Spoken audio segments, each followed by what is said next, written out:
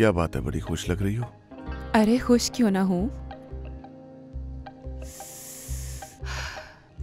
सालों से जिस वक्त का इंतजार था ना वो आ गया।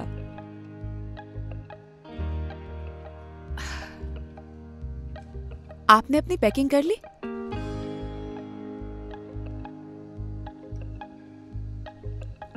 अरे मैं आपसे कुछ पूछ रही हूँ, कहाँ खोए हुए हैं आप?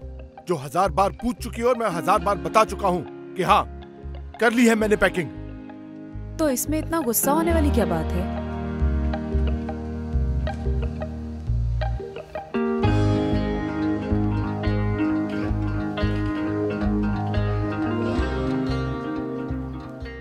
वो मैंने आपसे कुछ कहना था। अब क्या? वो ये कि मैंने फाइल पूरी पढ़ ली है, सब ठीक है। नहीं सलमान, मैंने आपसे कहना था कि थैंक यू। हमारे ब्राइट फ्यूचर के लिए आपने इतनी बड़ी कुर्बानी दी है, मैं बता नहीं सकती मुझे कितनी खुशी हो रही है। Thank you so much.